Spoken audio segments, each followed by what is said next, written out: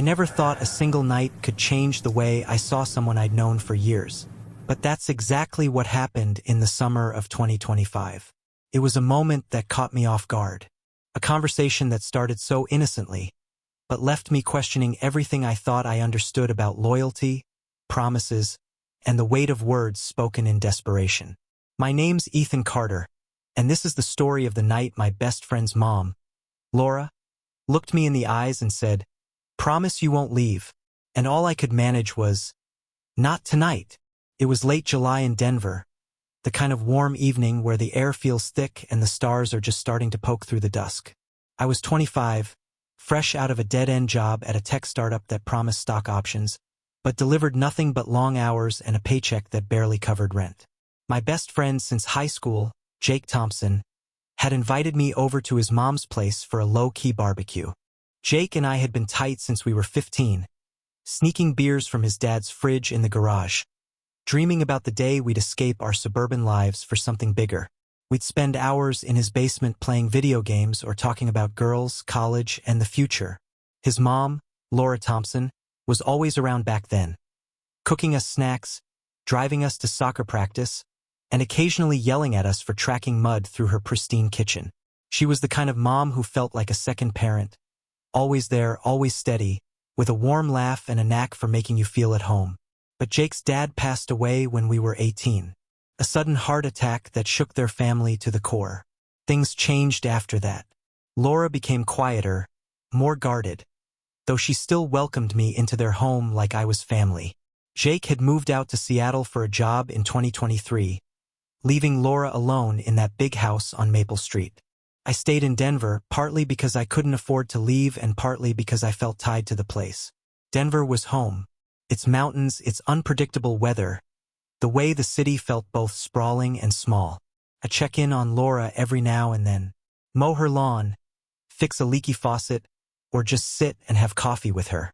She'd always been kind to me, and I figured it was the least I could do for Jake, who was halfway across the country, building a life in tech.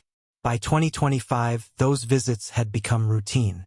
I'd swing by once or twice a month, and we'd talk about nothing important, whether sports or how Jake was doing in Seattle. She'd ask about my job hunt, offer advice I didn't always take, and send me home with leftovers. It was comfortable, familiar, like slipping into an old routine. But that night, the night of the barbecue, something was different. I pulled into Laura's driveway around 6 p.m. The house looked the same as always. 2 stories, white siding, a neatly trimmed lawn with a little garden of roses Laura obsessed over. She'd spend hours out there pruning and watering, coaxing those flowers to bloom, even in the dry Colorado heat. Jake was in town for a week, a rare visit since he'd moved away, and he texted me earlier that day saying his mom was throwing a small get-together. Just us, some burgers, maybe a few beers, he'd said. I didn't think much of it. I grabbed a 6. Back from the gas station on the way, some local IPA I knew Jake liked, and headed over, expecting a chill evening with my buddy and his mom, maybe a few neighbors dropping by. When I walked into the backyard, the smell of charcoal and grilled meat hit me first. Jake was at the grill flipping burgers, wearing a faded Broncos cap and a goofy grin that hadn't changed since high school.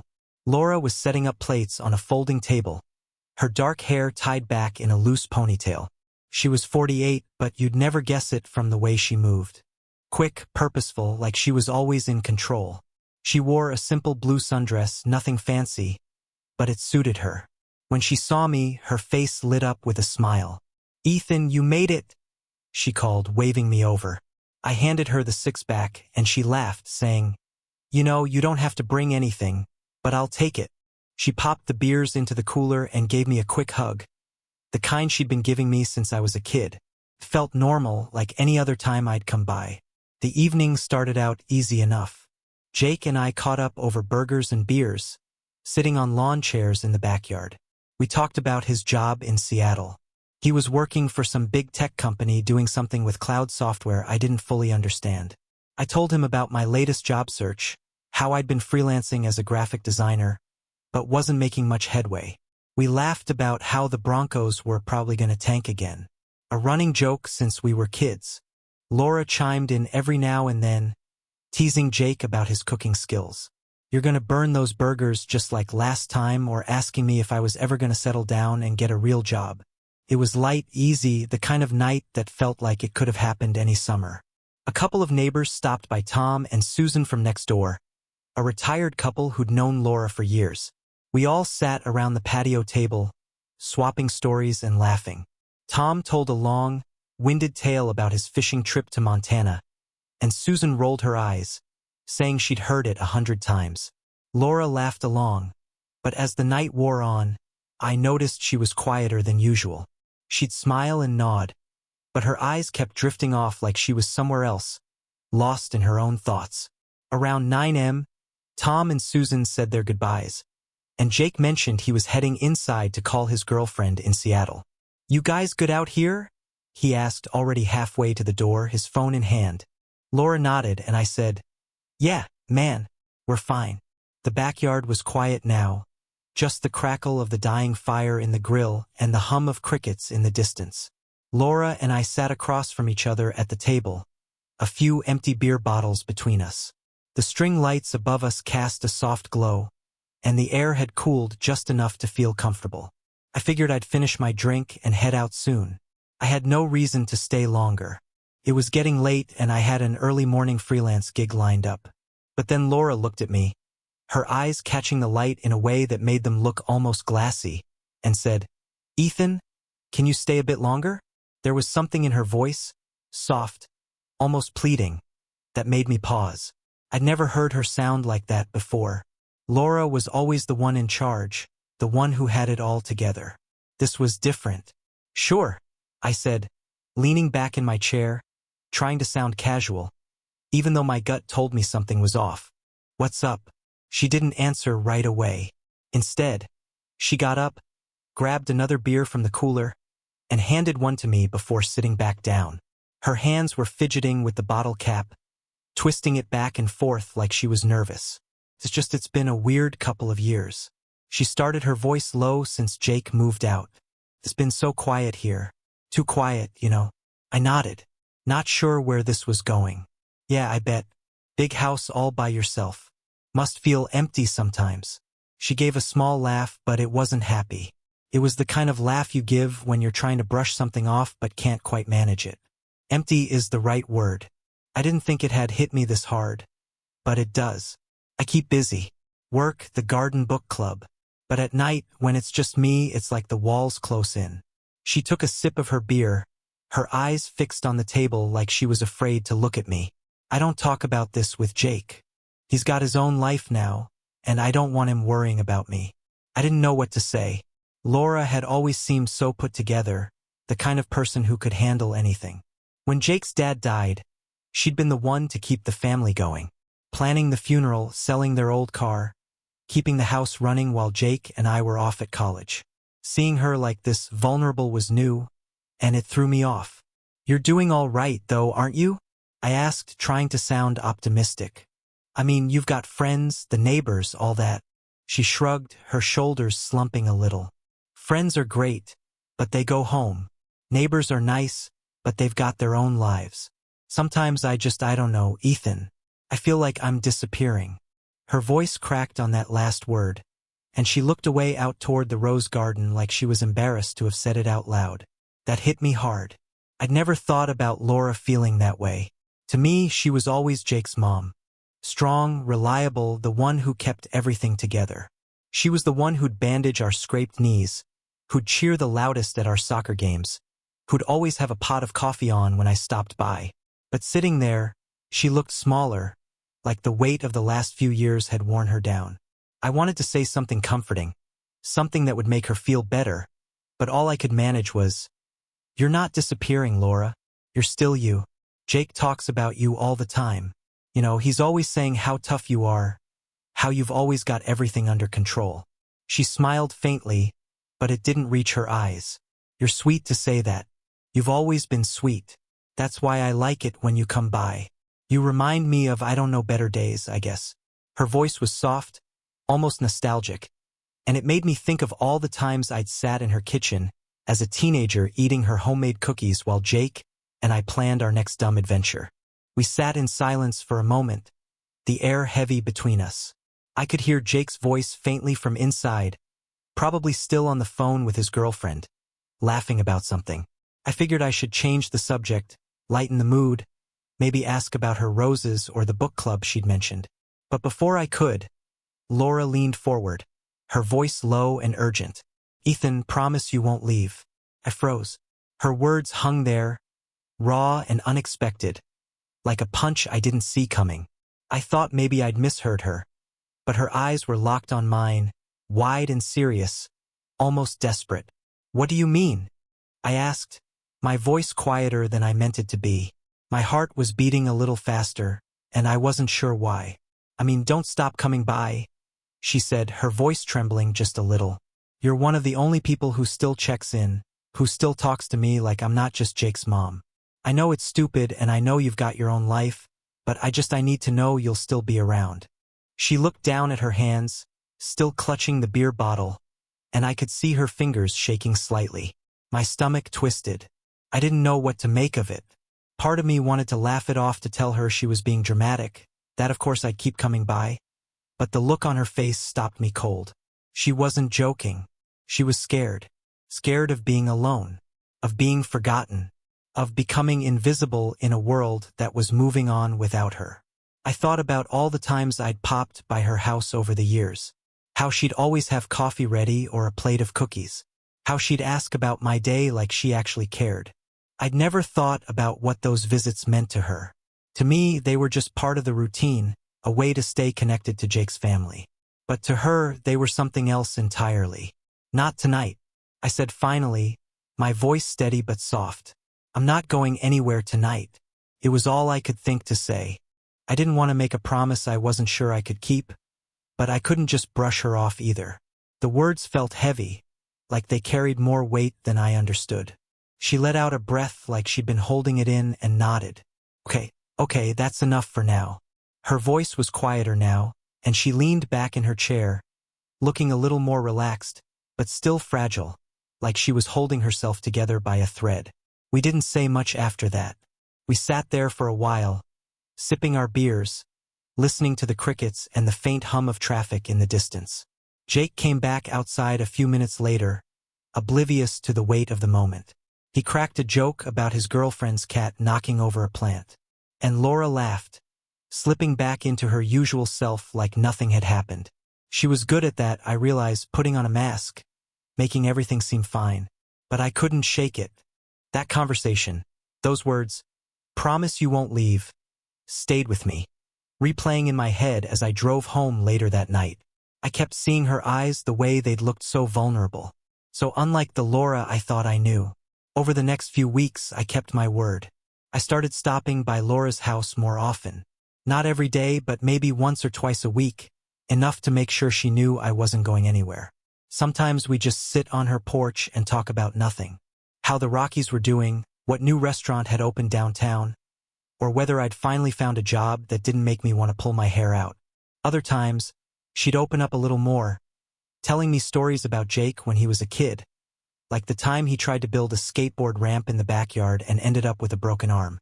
Or she'd talk about her life before she became a mom, how she'd wanted to be a painter when she was younger, how she'd taken art classes in college and dreamed of having her work in a gallery someday.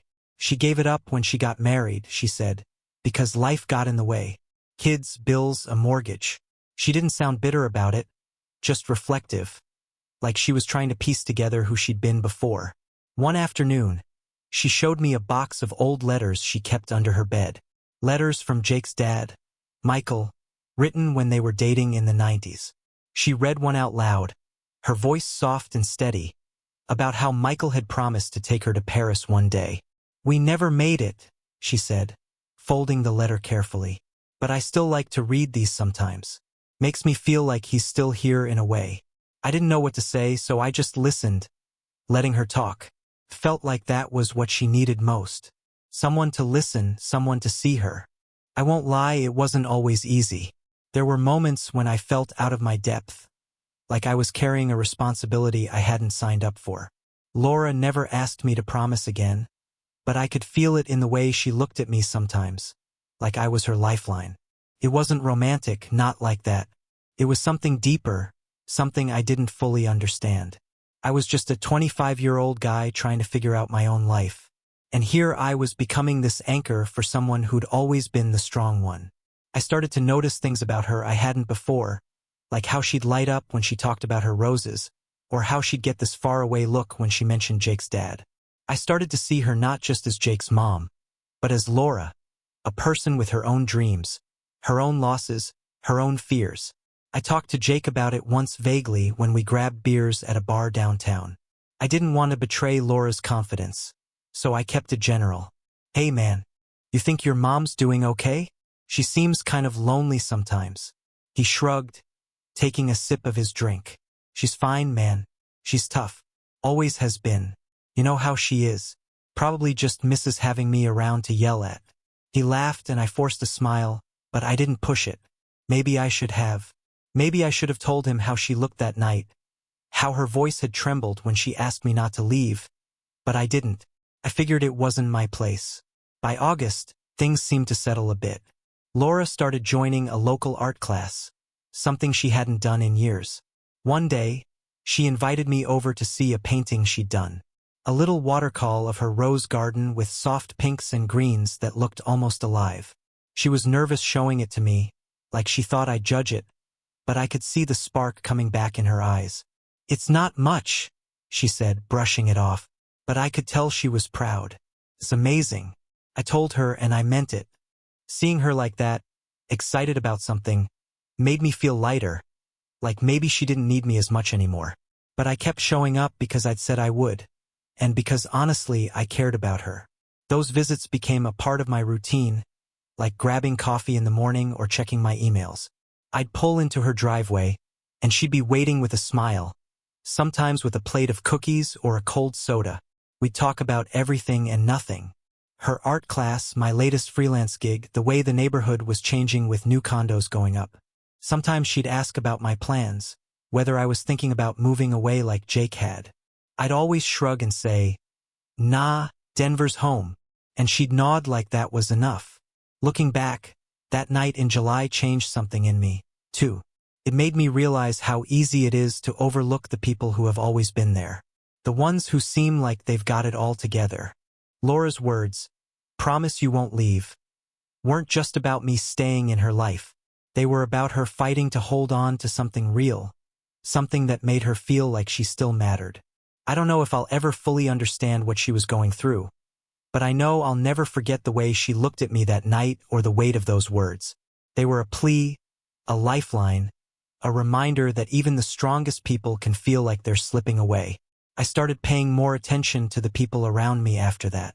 Not just Laura, but others too, like my coworker Sarah, who always seemed upbeat, but admitted one day that she was struggling with anxiety.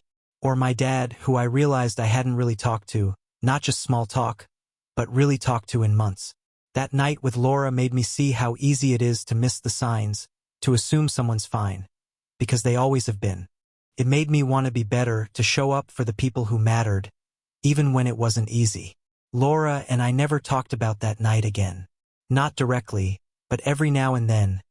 She'd give me a look, a quick, grateful glance that told me she remembered, and I'd nod like we had an unspoken agreement. I kept visiting even as my life got busier. I landed a steady freelance contract in September, designing logos for a local brewery, and it kept me on my toes. But I made time for Laura because I'd seen what it meant to her, and if I'm honest, it meant something to me too. Those visits weren't just about keeping a promise. They were about connection, about being there for someone who'd been there for me in ways I hadn't even realized.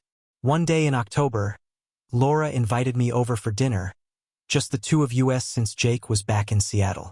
She made lasagna, the same recipe she'd made when Jake and I were kids, and we sat at her kitchen table talking and laughing like old friends. She told me about her art class, how she was working on a new painting, this time of the mountains at sunset. "I'm not very good," she said, but her smile said otherwise. I told her about my latest project, how I was finally starting to feel like I was getting somewhere with my career. It was a good night, one of those moments where everything feels right, like the world makes sense for a little while. As I was leaving, she walked me to the door and gave me a hug longer than usual. Thanks for coming by, Ethan, she said, her voice soft but steady. It means a lot. I smiled and said, anytime, Laura, and I meant it. So, here I am, still in Denver, still checking in on Laura when I can. Jake's back in Seattle, living his life, and I'm figuring out mine. I've got a new job now, a full-time gig at a marketing firm, and it's keeping me busy. But every time I pull into that driveway on Maple Street, I remember that night in July. The way Laura's voice trembled. The way her eyes looked so full of fear and hope all at once. I remember the promise I didn't quite make, but the one I've kept anyway. And I'm still keeping it one visit at a time because sometimes that's all it takes to make someone feel like they're not disappearing.